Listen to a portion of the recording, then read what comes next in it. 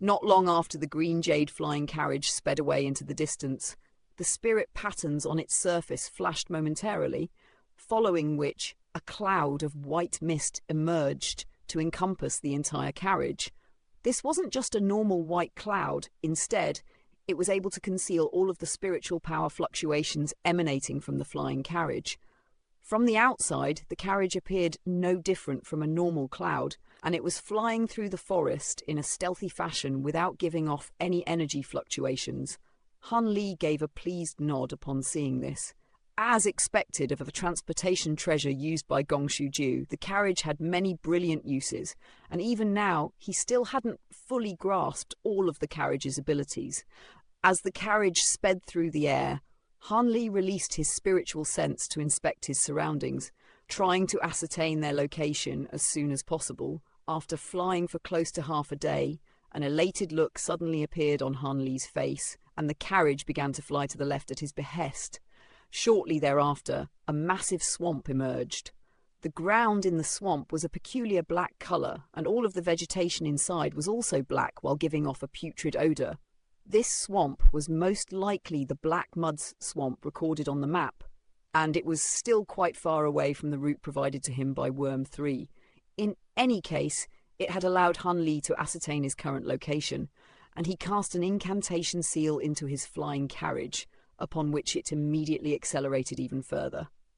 "This swamp looks really interesting, Uncle. There should be a lot of good stuff inside. Are we not going to take a look?" Jin Tong suddenly asked. "The Black Mud Swamp has already been annotated on the map, so I'm assuming many primordial hunters have come here in the past.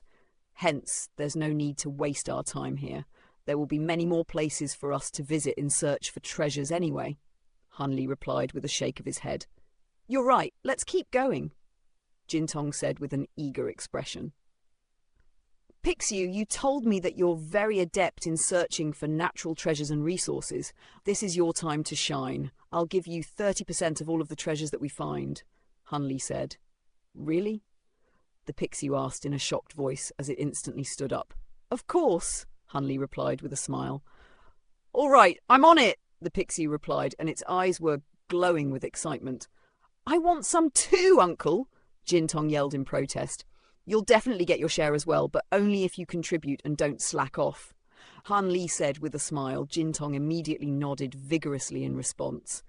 5 days later, a vast mountain range appeared before Han Li.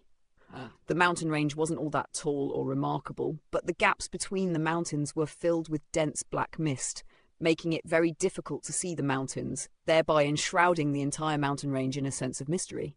"We're finally here." Han Li gently exhaled as he cast his gaze toward the misty mountain range. This was one of the points on the route supplied to him by Worm 3. Even though the route given to him by Worm 3 wasn't necessarily a truly safe one, he had no choice but to follow it. "Master, there's a great abundance of water attribute spiritual qi in this mountain range. I've already sensed many spirit materials in here. Should we begin?" the Pixiu asked while sniffing at the air. "All right, let's start here," Han Li replied with a nod, then made a hand seal, and the green jade flying carriage descended into the mountain range. Thanks to the cloud of mist around the flying carriage, they hadn't been attacked by any primordial beasts, and at this point, they had already made it quite far into the primordial land. In the beginning, Han Li had been able to spot the occasional primordial hunter, but as they travelled deeper into the primordial land, that was no longer the case. At this point, there was no need to be in a hurry. After flying into the sea of mist within the mountain range, the flying carriage became even more well concealed, and the Pixiu was scouring the area while continuing to sniff at the air as it said, "Around 1,500 kilometers directly up ahead is a spirit plant that should be over 100,000 years of age." The flying carriage set off in that direction at Han Li's behest, then quickly descended in front of a hollow inside a mountain stream. In a secretive location within the hollow was a dark red spirit plant that resembled a deer antler that had been carved out of red jade. A vast abundance of spiritual qi was emanating from the spirit plant, and Jin Tong's eyes immediately lit up upon taking a whiff. "This is a deer antler herb," Han Li remarked, This spirit plant could be used to refine some recovery pills at or above the true immortal stage, so it was very highly sought after. And the fact that it was a specimen that was over 100,000 years old only made it even more precious. Right at this moment, a low roar rang out from within the mountain stream, and a giant green python that was several 100 feet in length sprang out before pouncing directly at Han Li. The giant python possessed a formidable true immortal stage aura, but Han Li was completely unfazed as he swept a sleeve through the air, upon which an azure flying sword flew out before sweeping over the python's body like lightning. The giant python instantly stiffened before its head separated from its body, and it began to thrash and struggle violently while blood gushed out of its decapitation wound. Han Li paid no heed to the python as he slowly uprooted the deer antler herb, then stowed it away before continuing onward. Over an hour later, the Pixiu declared, "I can sense some precious spirit materials underground around 1,000 kilometers to our left." Han Li quickly arrived at the specified location, then descended into the ground, and before long, he re-emerged with a fist-sized blue stone in his hand. The sound of countless splashing waves could be heard coming from within the stone, and it was as if there were an entire large river inside. This was a 1,000-fold profound water crystal that was an exceptional material for refining water attribute immortal treasures, and it was a great find for Han Li. In the blink of an eye, close to an entire month had already passed by since Han Li entered this mountain range. The Pixiu hadn't been exaggerating at all about its treasure hunting abilities, and at this point they had already collected a massive bounty of close to 100 spirit plants and materials. The mountain range was enormous, and as they had been searching for treasures this entire time, they were advancing quite slowly, so they had only just reached the central region of the mountain range. "Master, I can sense some spirit plants about 1,100 kilometers up ahead, and there appears to be about 20 to 30 of them," the Pixiu declared in a slightly surprised voice. Han Li's eyes immediately lit up upon hearing this, and a short while later the flying carriage descended into a basin.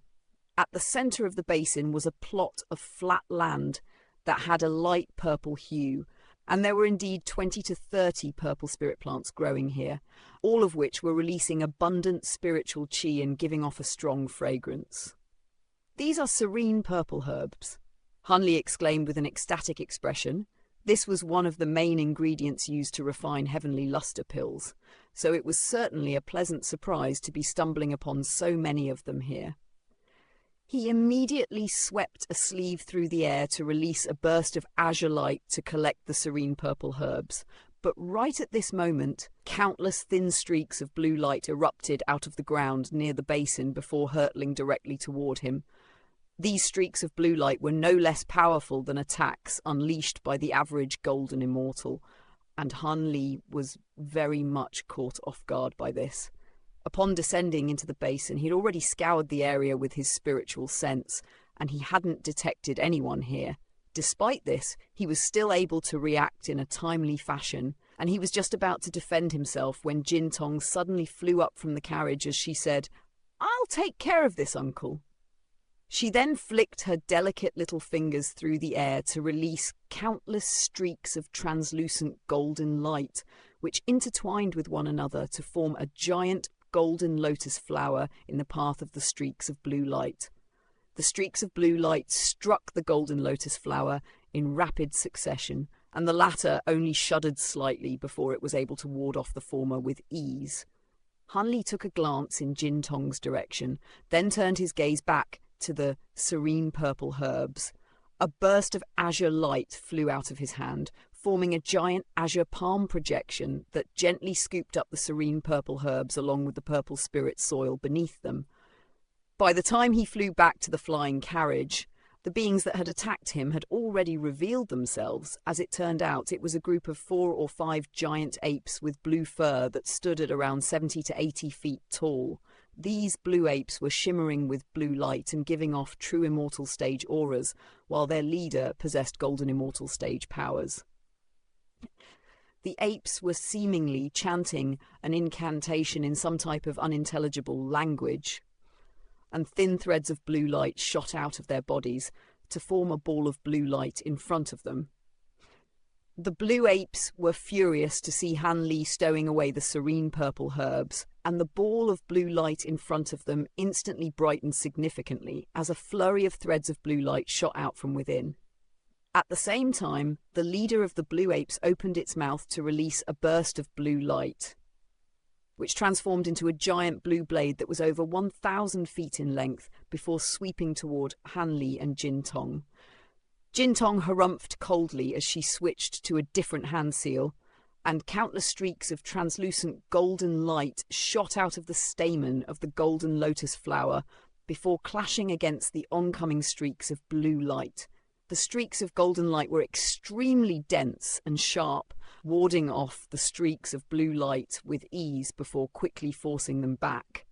Immediately thereafter, the streaks of golden light crashed into the giant blue blade, punching countless holes into the blade before destroying it altogether.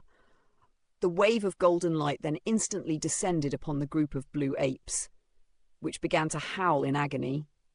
But a layer of blue light then abruptly emerged over their bodies.